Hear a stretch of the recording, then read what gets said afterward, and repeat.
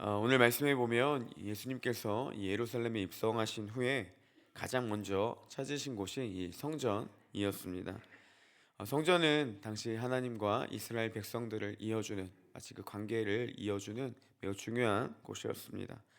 그래서 이스라엘들에게는 이 성전이라는 곳이 굉장히 중요한 영적 의미를 가지고 있었습니다. 성전에서는 하나님을 향한 기도와 또 하나님의 은총을 얻게 되는, 그리고 은총을 만나게 되는 그런 중요한 곳이었습니다. 오늘 배경인 성전에서요, 두 가지 모습을 우리가 볼 수가 있습니다. 먼저 첫째로 이 종교 지도자들을 주축으로 이루어진 성전의 모습이었습니다.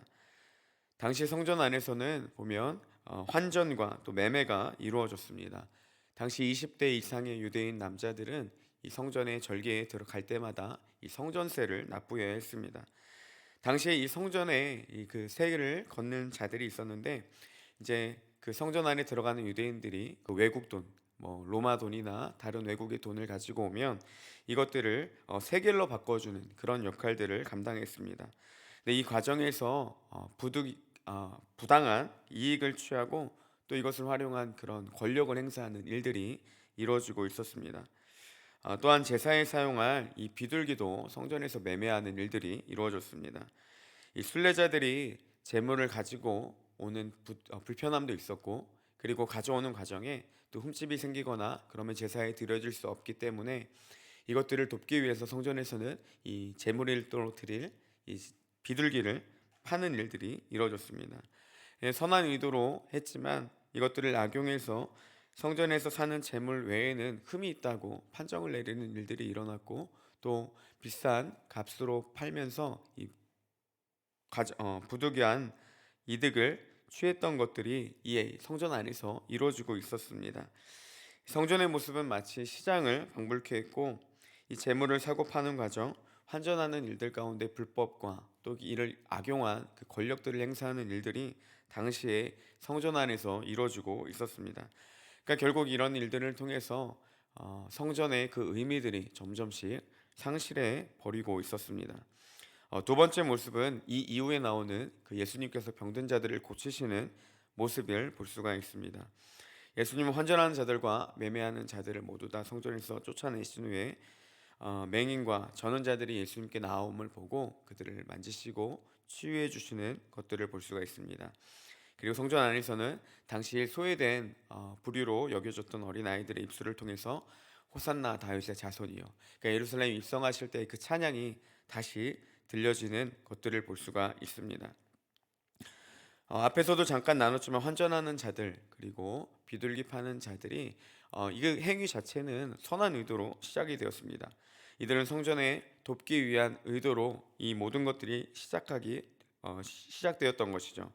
성전세를 내는데 외국 동전을 받을 수 없는 그들을 위해서 편의를 제공했고, 순례자들의 제사의 편의를 위해서도 이런 매매가 이루어졌습니다. 이스라엘을 하나님께 나아오도록 돕기 위한 그런 행위들이 어느 순간 불법이 개입되게 되고 사람들의 욕심이 들어가게 되면서 점점 그 본질을 잃어가버리는 그 성전의 모습으로 타락해버리는 것들을 볼 수가 있습니다.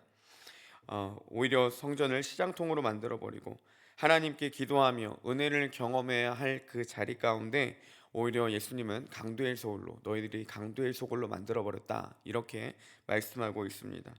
하나님께 나아가는데 도움이 되기는커녕 오히려 하나님을 가리는 일들이 그 가운데 있었다라는 것이죠. 저는 오늘 이 본문의 말씀을 보면서 본질을 잃은 모습이 얼마나 무섭고 또 순간적인 방심이 우리 그 본질을 잃게 만들어 버리는지 그런 모습을 보게 되었습니다. 여러분, 교회가 본질을 잃어버리게 된다면 욕심을 채우기 위한 수단으로 전락이 되어버립니다. 본질을 잃은 목회자는 자신의 유익만 취하게 되고 목수개를 직업으로 생각하고 생계의 수단으로만 전락해 버립니다. 본질을 잃은 직분자는 자신의 직분을 하나님의 은혜가 아닌 권력으로 생각을 합니다. 자신의 권력을 이용해 인정받고 대우받고 높임받으려고만 한다는 것이죠. 아무에게도 빼앗기기 싫어서 새로운 사람들을 거부하게 되고 자신의 자리를 권위로 생각하고 텃세를 부리고 직분을 받았을 때 하나님을 향한 은혜와 감사와 또 아름다운 교회를 위해 헌신하겠다라는 그 마음을 잊어버린 채 오히려 사람을 무너뜨리고 파괴하고 공동체를 깨뜨리는 그런 행위만 남아버리게 된다는 것입니다. 저는 온사랑교회로 모인 우리 모든 성도님들이 이 본질을 잃지 않고 회복되는, 그래서 하나님만을 바라보며 나아가는 교회가 되기를 소망합니다. 예수님의 사랑의 감격으로 예수님이 사랑하는 교회를 사랑하고 예수님이 사랑하는 우리의 이웃을 사랑하며 예수님의 마음으로 때로는 잘못된 성도들을 봤을 때 이해하고 용서하고, 그렇게 우리의 삶이, 우리의 모든 모습이 예수님을 닮아가는 것, 그리고 주를 위해 살겠다라는 그 복음의 감격을 느꼈을 때 하나님께 고백한 그 본질이 잊지 않고 하나님께 나아가는 교회가 되기를 소망합니다. 그럴 때 우리 안에 진정한 샬롬과 부흥이 임하는 온사람 교회가 될 줄을 믿습니다. 성전에 매매하는 자들, 환전하는 자들을 쫓아내자 예수님께로 그 맹인과 전원자들이 찾아오기 시작됩니다. 여러분, 이 맹인과 전원자들은요, 원래 성전에 들어올 수 없는 자들이었습니다. 그리고 호산나 다윗의 자손이여 라고 소리를 지르던 어린이들도 이 성전에는 참여할 수 없는 자들이었습니다. 성전에서 들어갈 수 없는 맹인과 전원자들이 고침을 받게 되는 것, 그리고 예수님이 이 어린 아이들의 찬양을 받는 일들이 이 성전 가운데 이루어졌다라는 것이죠. 아이들이 하나님의 집에서 무슨 내용인지도 모르면서 순수한 마음으로 불렀던 그 노래가 예수님을 찬양하는 소리로 바뀌었고, 엉뚱한 개인적, 민족적, 역사적 선입관으로 찌든 이 어린들보다, 어른들의 환호보다 더욱더 하나님이 기뻐 받으시는 소리로 여겨졌다라는 것입니다. 성전은 이런 자들이 모인 곳입니다. 제사는요, 죄로 인해 끊어졌던 하나님과 이스라엘의 관계를 회복하는, 그러니까 다시 말하면 언약으로 이루어진 이들의 관계를 다시 갱신하는 그런 의미로 사용됐던 것이 제사입니다. 그러니까 죄로 인해 끊어진 하나님과의 관계가 회복되는 것이 그 제의 의식이 제사였다는 것이죠. 성전도 하나님께 택함 받은 이스라엘 백성들이 그곳에서 하나님의 은혜를 누리는 곳, 하나님과의 관계를 맺는 곳이 이 성전이었습니다. 두 가지 모두 공통적인 사실은 하나님의 은혜를 누릴 수 없는 자들이 하나님께 택함 받았기 때문에, 하나님의 은혜가 있기 때문에 제사와 성전을 통해서 하나님의 은혜와 그 관계를 누리는 것이 바로 이 성전의 의미였다라는 것입니다. 어떻게 보면 지금 예수 그리스도를 통해 복음으로 구원을 받은 우리도 이런 은혜를 누리고 있습니다.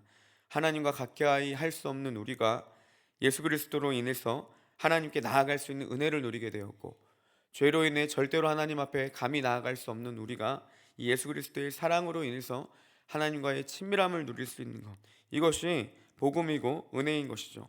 받을 수 없는 자들에게 주어지는 것, 그리고 더 나아가서 이 죄된 모든 모습들과 우리의 허물들을 고치시고 우리를 통해 하나님과의 관계를 맺게 하시는 것이 복음이며, 또 그 당시의 이스라엘 백성들이 이 성전과 제사의 의미였던 것입니다. 오늘 성전의 모습도 딱 그렇습니다.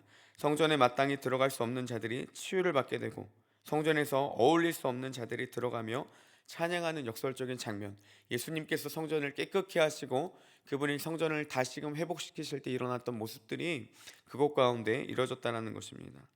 여러분, 교회가 이래야 됩니다. 하나님의 은혜를 알아야 되고 은혜의 감격이 있어야 되는 것입니다. 들어갈 자격이 없는 내가 하나님께 들어갈 수 있는 것, 구원받을 자격이 없는 내가 구원받는 은혜를 누리는 것, 은혜 받을 자격이 없는 내가 은혜를 경험하고 또 그 은혜에 대한 찬양과 감사가 이루어지는 곳, 이곳이 바로 우리가 이루고 있는 공동체, 그리고 교회가 마땅히 나타나야 될 모습이라는 사실입니다. 하나님과의 관계와 회복, 마음의 상처가 치유되고 하나님의 은혜를 경험할 수 있는 곳이 교회가 되어야 되며, 또 그 은혜를 누리는 자들이 그런 은혜들을 함께 같이 누릴 수 있도록 힘쓰는 곳이 교회가 되어야 하는 것입니다. 내게 주신 은혜의 목적이 회복되고 공동체에 주신 목적대로 희생하고 우리가 헌신하며 나를 통해 하나님의 사람들이 세워지고 상한 자들, 아픈 자들이 회복되는 곳, 그런 온사람 교회가 되기를 소망하며 축복합니다. 이런 의미로 이 이후에 나오는 말씀을 보면요, 이 열매 없는 무화과 나무가 예수님께 저주를 받는 그런 모습들이 볼 수가 있습니다. 그 나무는요, 예수님의 저주로 인해서 말라버리고 다시는 열매를 맺을 수 없는 상황이 펼쳐지고 있습니다. 이것은 상징적인 교훈을 주기 위한 사건으로 열매를 맺지 못하는 이스라엘의 백성의 모습들을 하나님께서 잘 보여주고 있습니다. 무화과 나무는요, 이 포도나무와 함께 당시 구약에서 이스라엘을 상징하는 대표적인 나무입니다. 그러니까 나무의 풍성한 열매는 이스라엘의 번영과 축복을 상징하고 있습니다. 그리고 그것은 오직 하나님과의 올바른 관계가 형성될 때, 그러니까 이스라엘이 올바른 하나님과의 관계가 있을 때 주어지는 축복이었습니다. 예수님은 무화과 나무를 봤는데 잎사귀는 무성하지만 그 안에 열매가 없는 그 나무의 모습을 보셨습니다.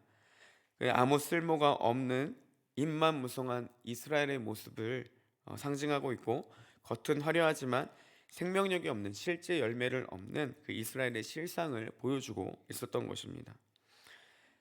예수님의 저주를 받아 이 무화과 나무가 마르게 되자 오늘 말씀의 20절에 보면 예수님께 제자들이 이 무화과 나무가 마른 이유에 대해서 묻습니다. 그때 예수님께서 이 믿음에 대한 주제로 옮기시는 것을 볼 수가 있는데 21절 22절에 보니까요, 예수께서 대답하여 이르시되 내가 진실로 너희에게 이르노니 만일 너희가 믿음이 있고 의심하지 아니하면 이 무화과 나무에게 된 이런 일만 할 뿐 아니라 이 산더러 들려 바다에 던지리라 하여도 될 것이요 너희가 기도할 때에 무엇이든지 믿고 구하는 것은 다 받으리라 하시니라 라고 이야기합니다. 그러니까 그 잎만 풍성한데 그 안에 정작 열매가 없는 그 무화과 나무의 모습, 너희들이 겉은 화려한 종교적인 행위가 있지만 실질적으로 그 안에 아무런 열매와 생명력이 없는 이스라엘의 모습을 이야기하시면서 주님이 우리 가운데 요구하는 것, 그리고 제자들에게 이야기하는 건 뭐냐면 이 주제를 믿음으로 전환시키고 있다라는 사실입니다. 그러니까 유대교에서 지금까지 보지 못했던 일들, 믿음으로 구할 때 놀라운 믿음의 역사가 이루어지게 될 것이다 라는 것들을 예수님은 말씀해 주고 있는 것입니다. 믿음으로 나아갈 때, 그리고 믿음으로 하나님 앞에 헌신할 때 우리가 그 열매를 맺게 된다라는 표현입니다. 여러분, 그리스도인이 열매 맺는 삶은 그럼 무엇이 되겠습니까? 오직 믿음으로 행할 때, 믿음으로 나아갈 때 우리가 그 생명력 있는 열매를 얻게 된다는 사실입니다. 우리의 신앙의 모든 참된 하나님의 축복은 이 믿음으로 나아갈 때 쟁취되고 믿음으로 나아갈 때 주어진다는 사실입니다. 화려하고 풍성한 입의 모습은 있지만, 종교적으로 아름답고 겉은 화려한 그런 종교적인 행위의 모습은 있지만, 실질적으로 우리 가운데 믿음으로 행하는 그 행위들이 없다면 그것은 잎만 무성한 무화과 나무와 같다라는 것이고, 그런 모습은 하나님이 절대로 기뻐하지 모습이 아니라는 사실입니다. 성경은요, 예수 그리스도를 통해 우리에게 많은 축복을 약속해 주셨습니다. 성경의 많은 부분 가운데 우리가 누릴 수 있는 축복들을 예수님은 이미 하나님은 우리에게 약속해 주셨습니다.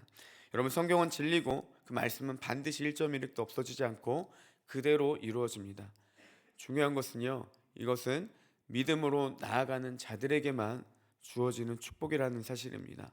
교회로 모인 자들이 아니라, 종교적인 행위와 색깔을 가진 자들이 아니라, 말씀을 믿고 그대로 행했을 때에 그들에게만 주어지는 축복이 바로 성경의 축복이라는 사실입니다.